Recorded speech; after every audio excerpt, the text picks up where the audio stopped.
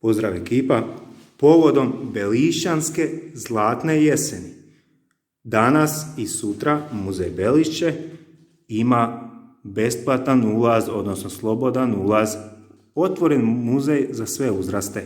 Danas od 17 do 19 sati i sutra od 14 do 20 sati. Ponavljam, otvoren muzej za sve uzraste. Bake, djede, mame, tate, djecu, unučad, dečka, curu, braću, sestre, za sve uzraste.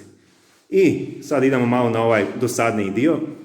Znači, sve vas koje zanima razvoj Slavonsko-podravske željeznice, nastanak Slavonsko-podravske željeznice, gradnja Slavonsko-podravske željeznice, ali i nestanak Slavonsko-podravske željeznice, doći će na svoj. Nešto će saznati i o tome.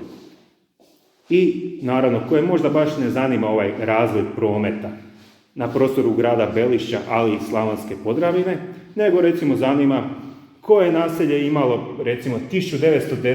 više stanovnika ili 1880-ih, 70. godina, doći će i na svoje, saznaće nešto i o tome.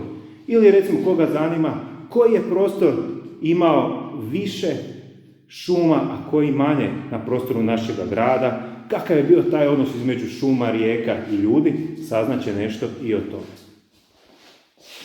A sve vas koje recimo zanima kako su ljudi živjeli prije 5-6 tisuća godina, evo, imat ćemo neke detalje i o tome u ovoj našoj lijepoj prostoriji u kojoj se nalazi ova prekrasna slika koju su naslikali naši Belartovci. Sve vas koje recimo zanima razvoj sporta, naš Matija Ljubek, ali i drugi sportaši i drugi sportski uspjesi, ali i koje zanima recimo razvoj udruga ili razvoj, odnosno život obitelji Gutman, saznaće nešto i o tome. U onoj tamo drugoj zgradi kod pošte, odnosno kod turističke zajednice. A sve vas koje zanima razvoj kombinata i razvoj naših tvornica, evo u ovoj prostoriji, u ovoj zgradi kod Belišćanske ambulante, nešto može saznati i o tome ili zapravo prisjetiti se nekih detalja.